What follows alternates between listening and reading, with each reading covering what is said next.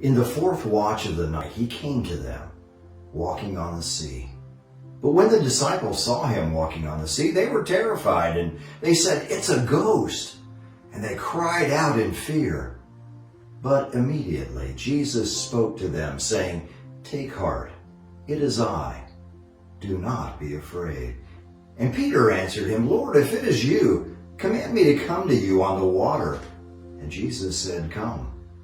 So Peter got out of the boat and walked on the water and came to Jesus.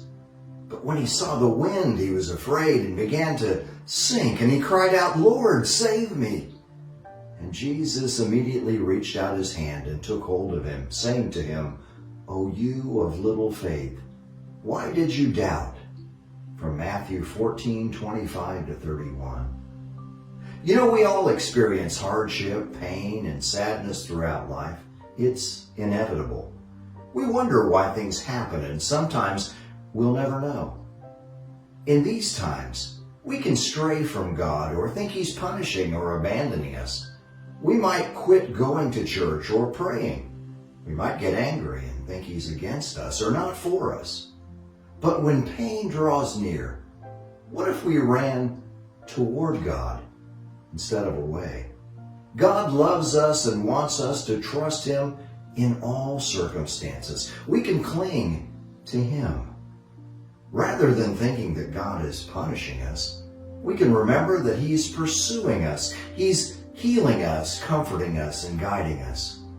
When Peter and his friends were on the boat one night, they ran into trouble because a strong wind was against them. And the Bible tells us they were struggling. And Jesus walked across the water to reach them. Peter asked Jesus to allow him to walk across the water too, and Jesus granted his request. But then Peter got scared and started to focus on what was happening around him. And as he did, he began to sink.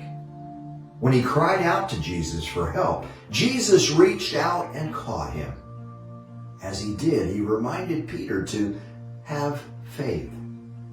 When difficult times come our way and we find ourselves afraid, let's remember Peter's story and keep our focus on Jesus instead of what's happening around us. Go for it. Today, try keeping your focus on Jesus and His love.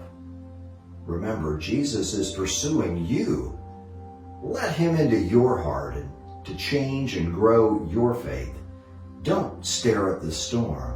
Look at Jesus instead.